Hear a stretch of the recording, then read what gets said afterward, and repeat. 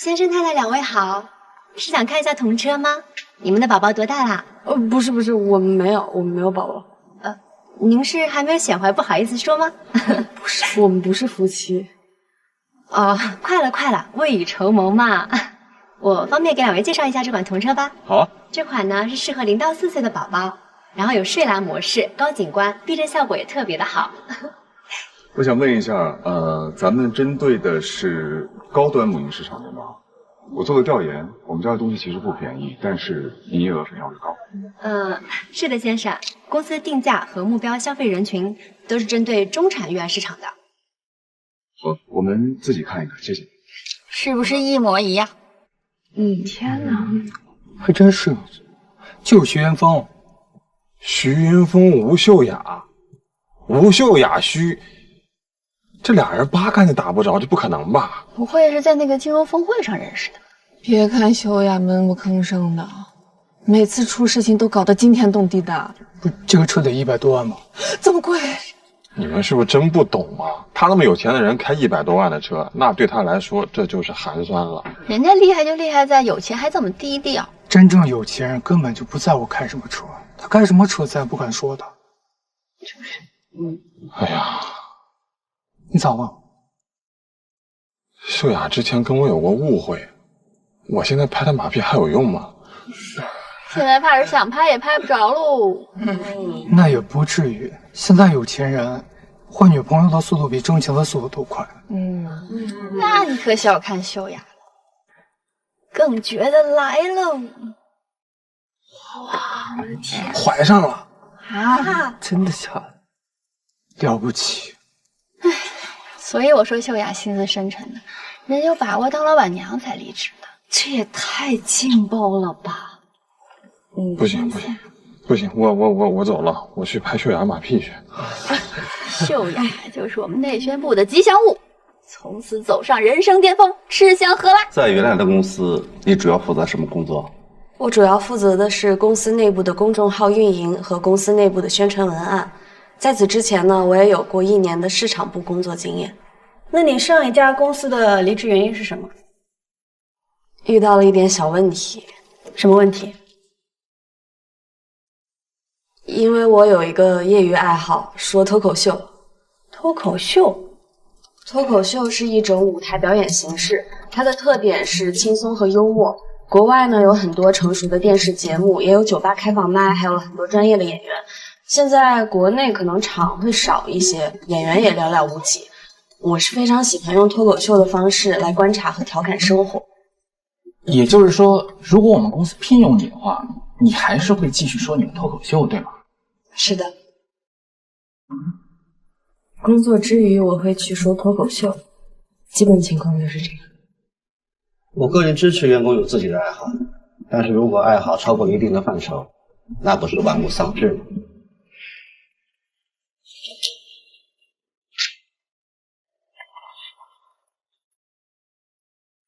你傻呀，连我都知道面试不能说实话，你就直接说你不喜欢前公司的企业文化不行吗？或者说是被人搞了，这也是常有的事儿嘛。很多能力强的人都在企业内斗中败北了。不行，面试还是很有讲究的。第一，你不能说前公司的不好，这样他们会觉得你嫌弃老东家。第二，就是不能说自己之前被人搞了或者背黑锅了，他们会觉得你处理不好人际关系。有道理。这也不行，那也不行，那怎么才行啊？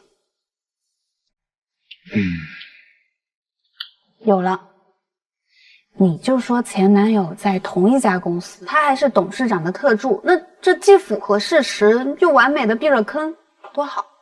可是这不就避重就轻了吗？哎，要不说你怎么找不着工作啊？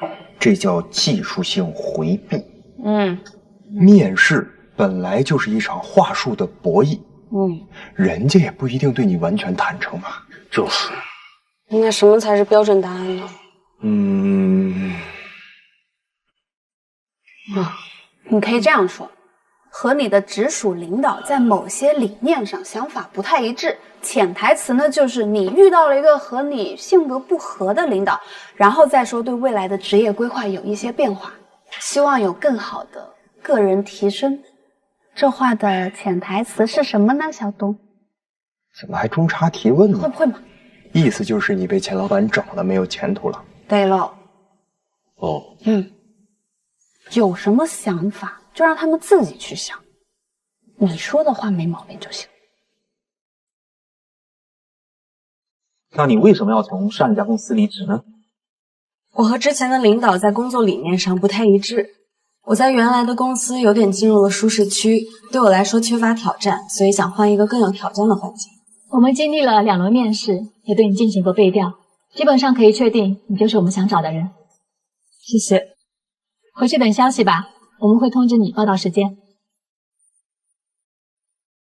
其实我还有一个问题。什么？没什么，不重要。我业余时间说脱口秀，前段时间被我的领导知道了，非常不开心，问我你怎么能背着我在外面说脱口秀呢？这口气好像脱口秀是小三儿一样。我只能解释，领导，我跟你是签了合同的，我会对你负责的，我跟脱口秀只是晚上玩玩。他不听，非得让我在工作和脱口秀之间选一个，那语气就好像在说，我跟脱口秀同时掉到水里了，你先救谁？大家看到我今天站在这里，也能想到哈，他已经淹死了。然后我最近呢找到了新的工作，我发现吧，这面试跟谈恋爱一样，他们都非常在乎你的前任，就是都要问你为什么从上一家公司离职。那我能咋说呀？别问了，珍惜眼前人吧。他不听，非得问，所以我问这位朋友吧，你为什么从上家公司离职啊？我还没离过职。行，那我祝你们白头到老，谢谢大家，我是秀雅。哎，你知道吗？你们之前部门那吴秀雅找到工作了。真的吗？啊，昨天我们人力部门啊接到对方公司的备调电话了，不是你们老高？我接的。二哥，那你是怎么说的呀？我实话实说呗。这阿布莱在公司的时候工作就认真负责，我就无说是说了。至于说他辞职那些事儿吧，没必要刻意提，那不是给人使绊呢，是不是？讲究，太讲究了，哥。哎，上回我要是被调的时候，你也高抬贵嘴呗？哎呀，是吗？啊不可能吧？人秀雅现在什么身份呢？肯定搞错了。那搞错什么呀？我亲自接的电话。再说了，他又不是什么富二代，肯定要找新工作呀。人马上就富一代了，好吗？自从跟了徐云峰，还要找新工作。徐云峰啊？你说徐云峰是那个徐云峰吗？还有哪个徐云峰？啊？你说的那个跟了，是我理解的那个意思吗？还有哪个意思呀？不能吧？看你这大惊小怪的样儿，你要是看见这个，还不得吓死啊！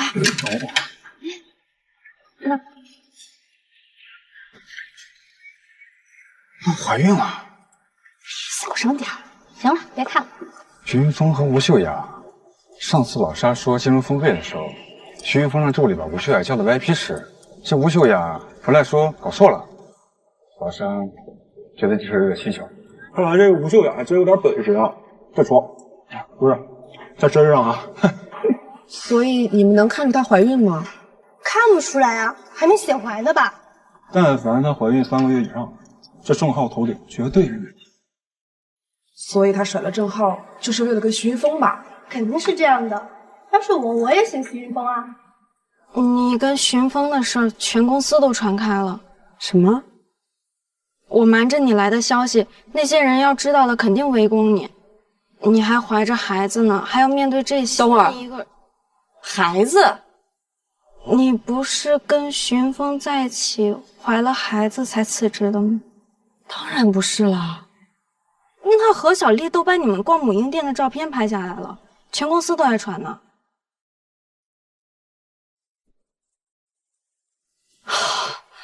原来是这样啊！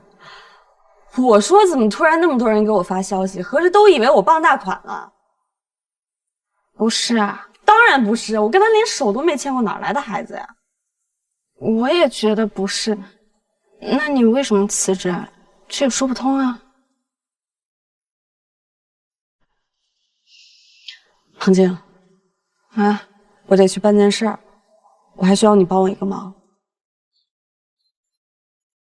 大家好，我是吴秀雅。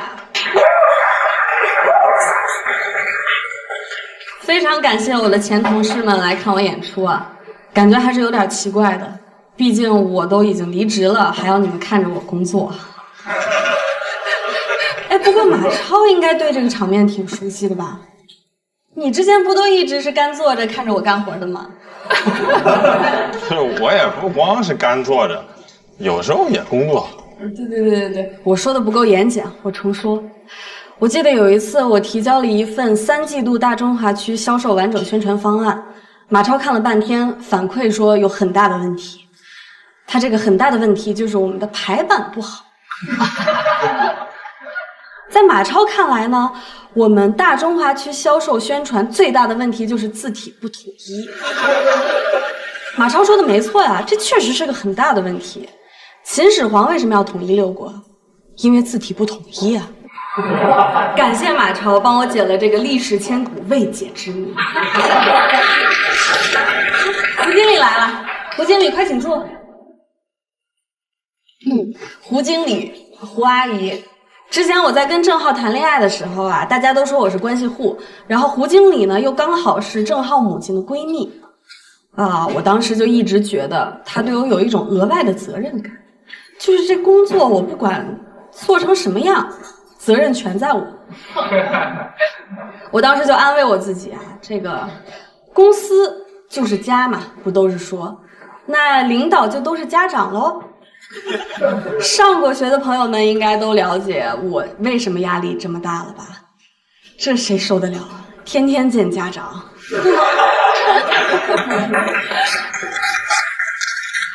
我辞职呢，是因为董事长找我说要给我升职，但是呢就不能讲脱口秀了，说工作和脱口秀只能2选1，这就非常不符合家族精神了。如果说工作是我的主业的话，那讲脱口秀就相当于我去上兴趣班了。那你们见过哪个学生会自己主动要求去上兴趣班的吗？又或者有哪个家长会禁止自己的孩子去上兴趣班呢？我猜董事长可能是怕我一边工作一边说脱口秀，拿他当素材吐槽他。我觉得董事长真的太不了解我们普通员工了。以前我是一边工作一边吐槽他，现在倒好了，我是完全不工作，全力吐槽他。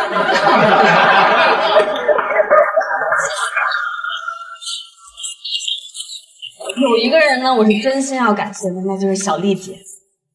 如果不是她，我完全不知道自己已经母凭子贵，主动辞职走上了人生巅峰，已经成为了霸总文的女主角。只不过跳过了一个步骤，那就是我还没往她身上泼咖啡呢。那这我得赶紧补上。但我最近也没跟她喝咖啡，我只跟她吃过重庆火锅。小邹，我走了之后呢，怼领导的任务就交给你。领导不是都说嘛，这个要主动走出舒适区啊，你记得一定不要让大家太舒服。不过庞静你不要嘴太狠，毕竟我离职了，就他一个干活。我相信大家都很好奇我跟徐云峰的关系，我也觉得挺神奇的，就是我也头一次在恋爱市场上遇到这么一位行业大佬，他说他喜欢我，我十分恐慌。毕竟他上一个女朋友是个女明星啊，这很难不让人去想，这难道就是传说中的米其林吃腻了，想尝尝路边摊？他这都不算好奇了，他这是猎奇。不过后来了解了之后，我发现他其实人很真诚，然后又很优秀，而且我们俩单身啊。那2个单身的人就想着先互相了解一下，了解有错吗？为什么大家反应都这么大？我不了解。其实我是在想，我们女生会因为什么跟一个男人在一起？可能他非常帅，或者非常有才华，又或者非常有个性，但是一旦他非常有钱，一切就变味儿了。